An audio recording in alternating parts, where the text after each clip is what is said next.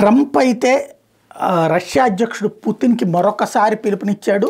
మతిలేని యుద్ధం ఆపండి అంటూ.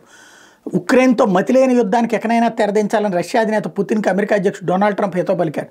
యుద్ధాన్ని ముగించేలా ఉక్రెయిన్తో ఒప్పందానికి రావాలని సూచించారు. ఆయన గురువారం మీడియాతో మాట్లాడారు. పుతిన్తో సాధ్యమైన త్వరగా సమావేశమవుతానని చెప్పారు.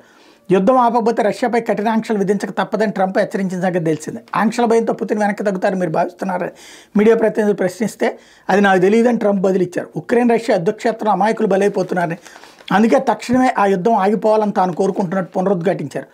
రష్యాతో సంధికి ఉక్రెయిన్ అధ్యక్షుడు జెలెన్స్కీ సిద్ధంగా ఉన్నారని కూడా ట్రంప్ చెప్పుకొచ్చారు. అంటే జెలెన్స్కీని మూసుకు కూర్చోరని ఆయన అని చెప్పడం, పుతిన్ని ఓ రకంగా హెచ్చరిస్తున్నట్టు చెప్తూనే ఆయన ఎట్టాగా ఒప్పుకుంటున్నాడు, నువ్వు ఒప్పుకో అని చెప్పడం. అంటే ఇప్పుడు ఏకైక అంశం వల్ల ఎవరు ఫస్ట్ చేస్తారు అంటే ఆక్రమించుకున్న భూములు వదులుకోనని రష్యా చెప్తుంది. అలా వదులుకోవడానికి ఉక్రెయిన్ సిద్ధపడుతుంది. ఇదే కీలకం ఇందులో.